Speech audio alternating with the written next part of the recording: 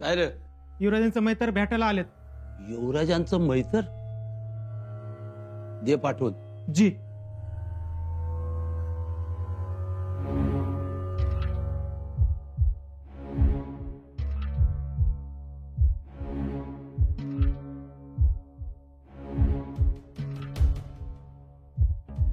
प्रणाम सर. नौबत. राम राम. कुठनं आला? पन्हाळ्यावरनं. काय काम आहे? युवराजांनी पत्र पाठवून बरेच दिवस झाले, त्याचं अजून उत्तर मिळालं नाही. मग युवराज वाट बघतायत. तुम्हासनी युवराजांनी पाठवलं वय? नाही. मग तुमचं तुम्हीच आलात? हो, म्हणजे कोणी सांगितली तुम्हासनी ही उठा ठेव? युवराज अस्वस्थ आहेत, आपल्या उत्तराची वाट बघतायत. त्यांचा आपल्यावरती फार विश्वास आहे, आपल्या खलिद्याची वाट बघतायत ते. मग तुम्ही काय आम्हासनी जा विचारायला आला वय? जाब नाही, आम्ही फक्त चौकशी करायला आलो. एकूण एकच. असं खाल्लं काय ना असं खाल्लं काय? घास तोंडातच जाणार नव? आपला काहीतरी गैरसमज होतोय. होणार नाही. सरनाव बतावतो आम्ही. कोणी बी यावं आणि आम्हासनी जाब चाल करावा एवढं मोकळं नाही मी. आम्ही झापसाल करत नाही आहोत, आम्ही फक्त खलिद्याचं उत्तर मागतोय. उत्तर पाहिजे तुम्हासनी? मी काय करणार? आमचा मनसुबा काय हे पाहिजे ना तुम्हासनी? चला चला माझ्या संगत. चला.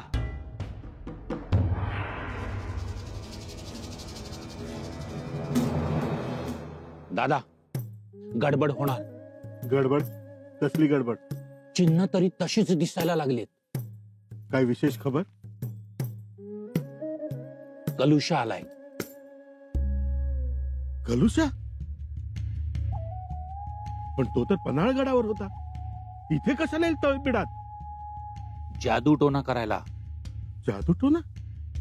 होय, जादू टोना. जारण मारण मंत्र. ओम रीम रीम रीम क्रीम क्रीम क्रीम कुरो कुरो स्वाहा असा मंत्र मारेल आणि हंबीरराव नजरबंदी करेल. मग तर आपला खेळ खलास.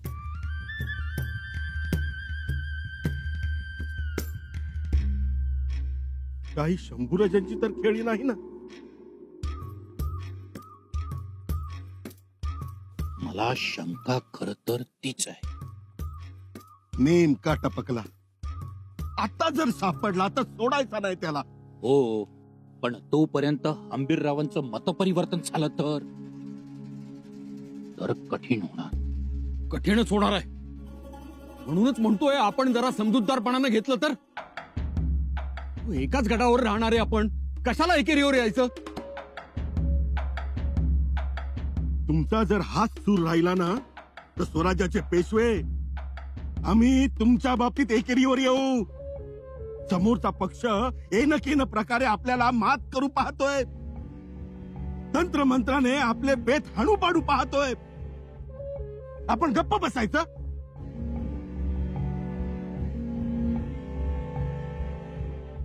उद्या जर हंबीररावांचं वशीकरण झालं तर? मोरोपंत, इंद्रजाल विद्येचे प्रयोग करण्यात माहीर आहेत कब्जी. नाही, मला पटत नाहीत तुमच्या या गोष्टी. तर गप्प बसा. माझी जी. आता वेळ दवडून चालणार नाही. त्या कलशावर माझा विश्वास नाही. आताच्या आता फौजे सज्ज राहण्याचे हुकूम दे. जी दादा. हा गेलो आणि हा आलो.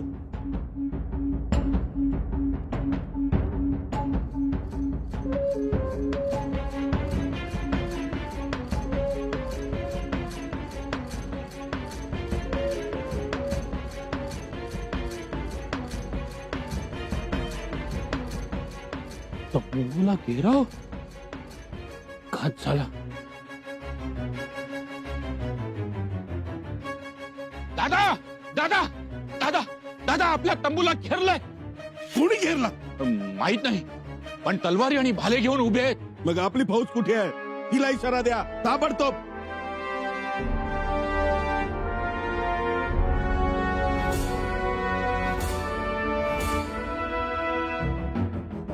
हे तर हंबीररावांना दिलेले नजराणे आहे. दादा हा तर आपण पाठवलेला नजराणा. पण मग माघारी का आले नजराणे? याचा अर्थ सर नौबतांचा नकार आहे. तर शिवाय आपल्या तंबूला घेरावाही घातलाय.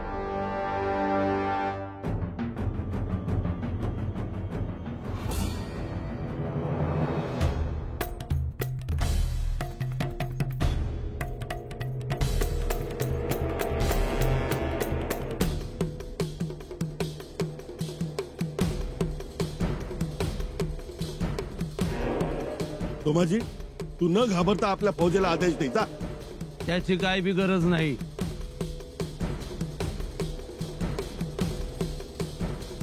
माणसं आमचीच आहेत.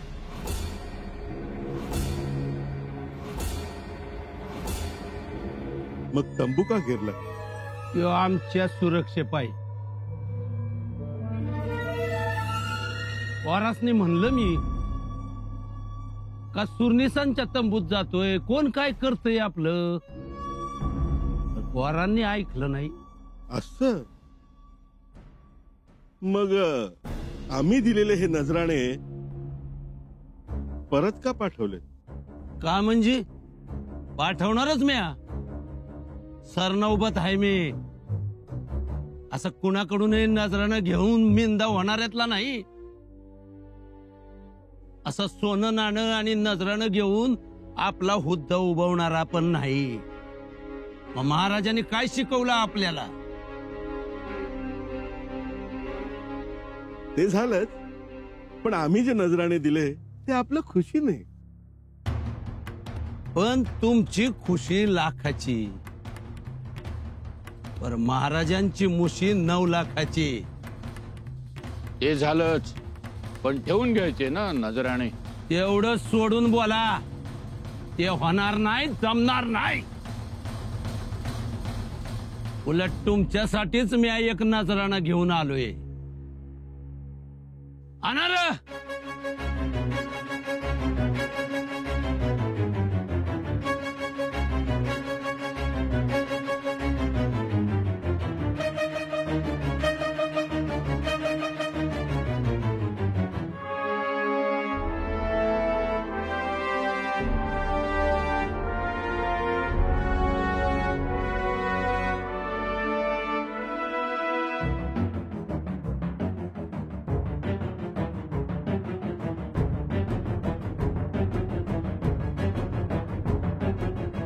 घ्या नजराना. मंदरणी कराया आलता मुंदरला. सरनौबत, आपण आम्हाला तरीही शंभूराजे के साथ असल में. चुप! असल में ना तसल में. हंबीरराव, एक बरं केलं, याला धरलं. आता शंका मिटली. काय मोरोपंत, पटली ना खात्री? आता या अनाजी पंताच्या आपल्या घोड्याला कोणी रोखू शकत नाही. या घोड्याच्या टापाखाली शंभूराजे आलेच म्हणून समजा.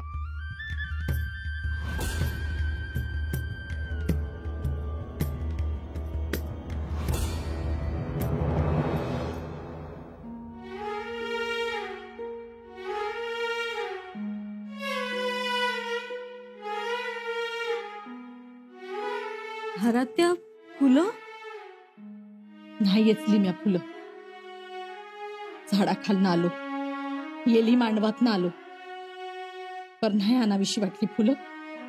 हा आणणार भी नाही. अगं पण आजपासून जो देव माझा वैरी आणि म्या त्याची वैरीण. सगळं जग वैरी झालंय आणि आता तू देवा नाही.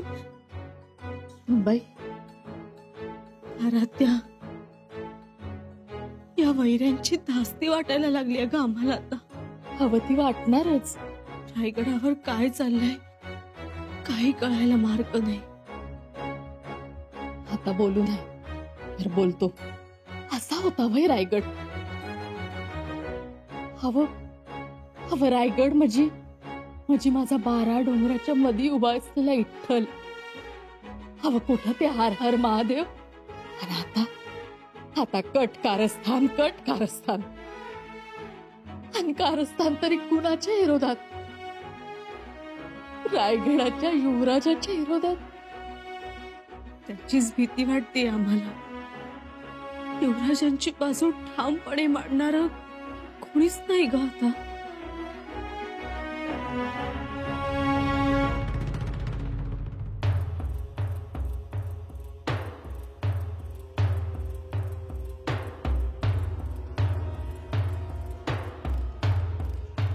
असू द्या बाळाजी, अहो राहू द्या, सांडू द्या. अहो जिथे इमान सांडलं तिथे या दौतीतल्या शाहीचं काय? बाळाजी, एवढं कशाला मनाला लावून घेताय? वाईट वाटतं हो. झोप नाही येत, जेवण नाही जात आम्हाला. बाळाजी, अहो खलिता लिहिला नसतात ना तर रस्त्यावर आला असतात, जप्ती आली असती, काळ कोठडीची सजाई झाली असती तुम्हाला. शेवटी आपण चाकर माणसं. शीर सलामत तर पगडी 50.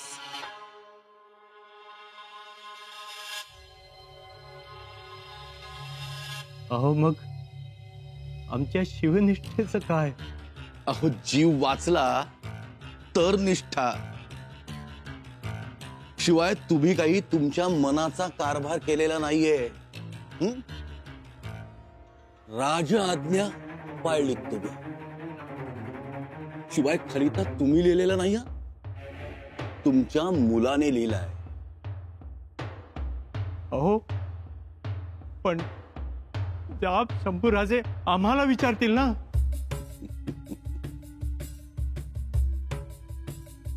बाळाजी, अहो एवढे अनुभवी तुम्ही, तरी त्या अक्षरात आणि त्या अक्षराच्या काना, मात्रा, वेलांटीतच अडकलात. मला सांगा, अहो शंभूराजेंना एकदा अटक झाल्यानंतर कोण जाब विचारणार तुम्हाला? सांगा ना. ते ठीक आहे, पण आमचं मन आम्हाला खाते. आणि शंभूराजांना अटक नाही झाली तर? अहो पुढचं पुढे, त्याचा आत्तापासून कशाला विचार करताय? आणि हे बघा, गडावर आता कोणी येणार नाहीये.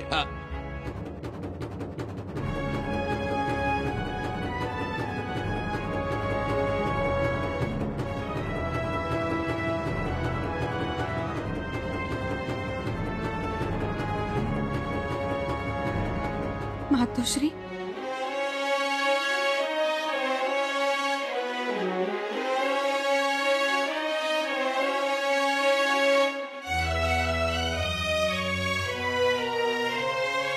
आत्ता वाट दिसली होय तुम्हाला?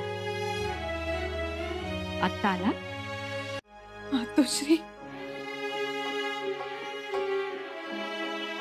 राणूबाई, काय आणलं तुमच्या आबासाहेबांसाठी? मध भरली पुरणपोळी आणली की भाजी भाकरी आणली? मातोश्री, कुठे शोधाल तुमचा बाप? कोणाकडे हट्ट कराल सोळी पाकडीचा? कोणाकडे मागाल सासरी जाण्यासाठी घुंगराची सारवट बैलगाडी? मातोश्री,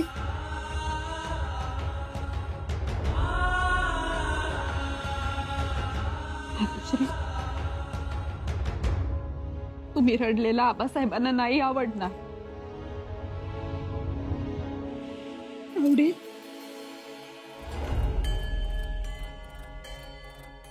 मग आता नका रडू.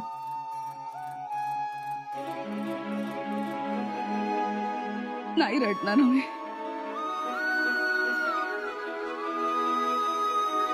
दादासाहेब कुठे आहेत?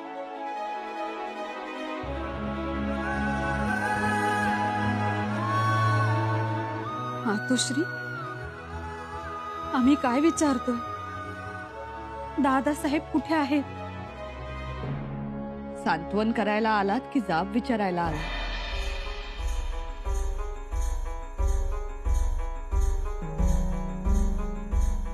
मातोश्री,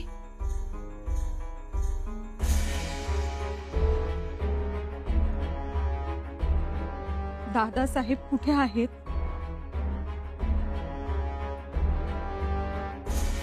पन्हाळगडावरून आलेच नाही.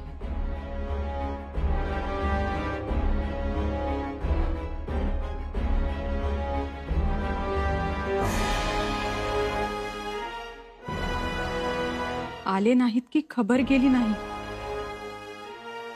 खबर गेली नाही म्हणजे सरनोबतांना तळबीडला खबर जाते, मग पन्हाळगडापर्यंत पोहोचायला असा कितीसा वेळ लागतो? आम्ही महाराजांच्या पोटी जन्म घेतला. आम्हाला खबर पोहोचली पाहिजे की कळवली पाहिजे? राणूबाई, सांगा ना मातोश्री, आम्हाला खबर पोहोचली पाहिजे की कळवली पाहिजे? आम्ही दुःखात आहोत राणूबाई.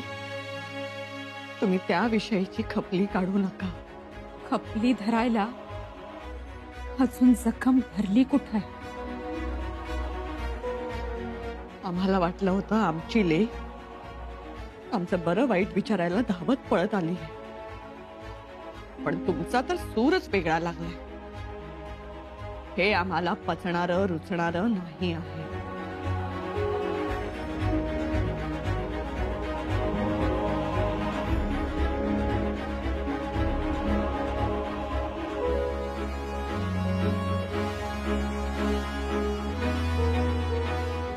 मातोश्री, का आले नाहीत दादासाहेब? ललिता पाठवला नाही? आम्हाला काहीच ठाऊक नाही. दरवाजा बंद झाला आणि मग आम्ही याचा छडा लावू, आणि कितीही मुरलं असलं तरी ते जिरलं जाणार नाही. अहो सरनोबत, अहो इकडे येऊन काय बसलात? चला फौजा तयार करा. हो, आता फौजा बाहेर काढायलाच हवेत. हा, म्हणजे आज रात्री पन्हाळ्याच्या पायथ्याला पोहोचलं की उद्या अटक करायला बरं. तर नोबत काय करताय? चला निघूया ना. हो, निघायचं. चला सरनोबत, घोडा काढा तुम्ही. चला. पण मी काय म्हणतो, हे बघा, आता उगाच फाटे फोडू नका. तुम्ही निघा बघू. अहो एकदा का शिकार सावध झाली की शिवना भावनीचा खेळ सुरू झालाच म्हणून समजा. ते पन्हाळगडावरून निसटले का निसटले दादा? आमचे नजरबाज आम्ही ठेवलेत, ही काळजी नको. पण ते पळून जाणारातले नाहीत, पाय रोवून उभे राहणारातले आहेत. हा, म्हणून म्हणतोय की घाई करू नका. काही सरदारास नेहमी आवताना दिली आहे, त्यांच्या सोबत घेऊनच निघू की. कोण सरदार? आपले सरदार रूपाजी भोसले येत्यात, सरदार पोपळे येत्यात, आनंदराव येत्यात. हा, म्हणजे काही आले ती, अजून काही येत्यात. आले की मग मग चालेल, सगळे एकत्रच निघू ना. अंगाशी नाही नाही नको. त्यापेक्षा आम्ही पुढे निघतो. तेच बरं. मग तसं करा. मी काय करतो, येणाऱ्या सरदारांची मोठ बांधतो आणि लगुलग पन्हाळा जवळ करतो. जास्त सरदार बरोबर असले, संख्याबळ जास्त असलं तर बरं.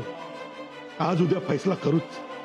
या तुम्ही, पण वाट बघायला लावू नका. होय, रात्र वैर्याची आहे, जाग राहायला हवं. सरनोबत, आम्ही निघतो पुढे. आता आपली भेट पन्हाळगडाच्या पायथ्याशी.